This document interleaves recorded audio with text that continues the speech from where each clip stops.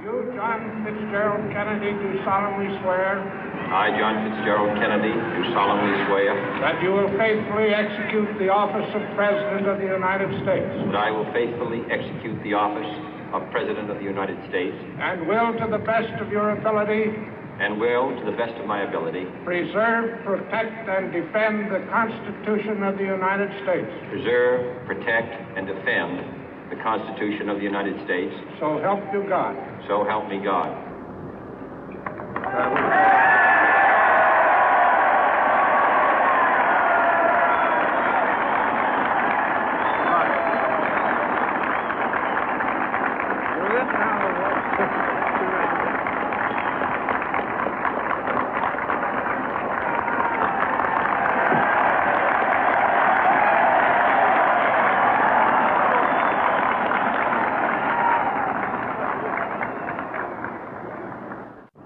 Vice President Johnson, Mr. Speaker, Mr. Chief Justice, President Eisenhower, Vice President Nixon, President Truman, Reverend clergy, fellow citizens.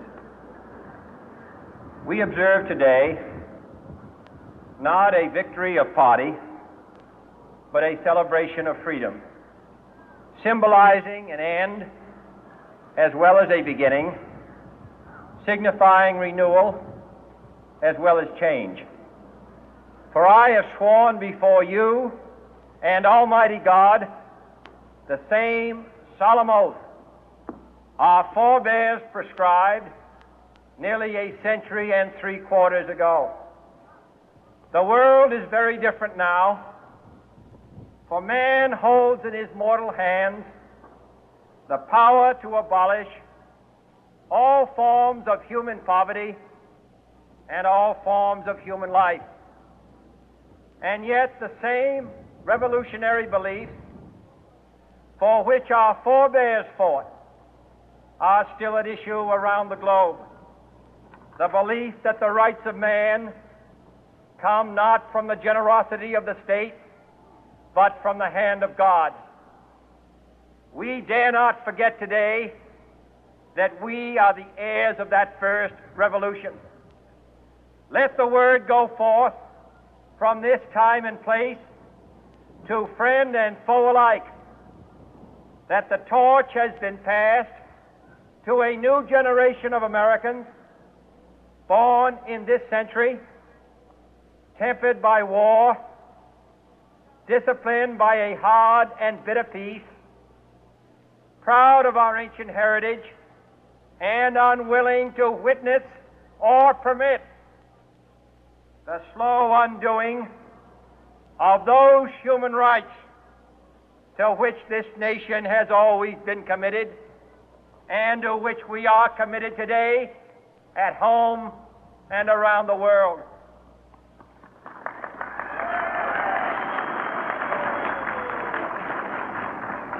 Let every nation know, whether it wishes us well or ill, that we shall pay any price, bear any burden, meet any hardship, support any friend, oppose any foe to assure the survival and the success of liberty.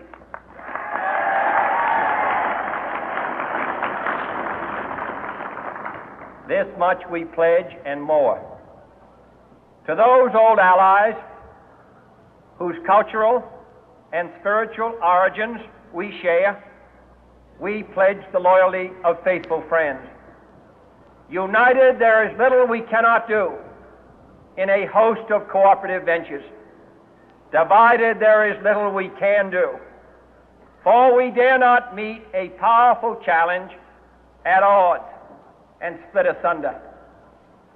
To those new states whom we welcome to the ranks of the free, we pledge our word that one form of colonial control shall not have passed away, merely to be replaced by a far more iron tyranny. We shall not always expect to find them supporting our view, but we shall always hope to find them strongly supporting their own freedom, and to remember that in the past, those who foolishly sought power by riding the back of the tiger ended up inside.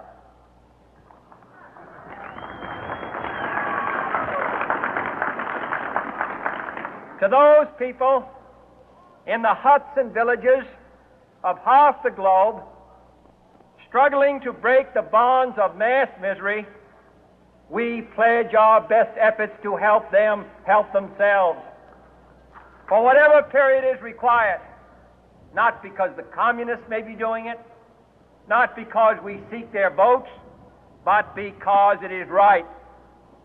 If a free society cannot help the many who are poor, it cannot save the few who are rich.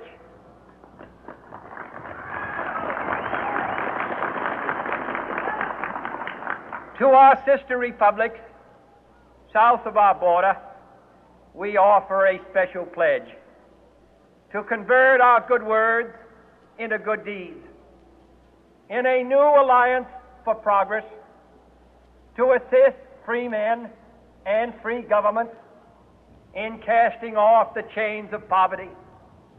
But this peaceful revolution of hope cannot become the prey of hostile powers.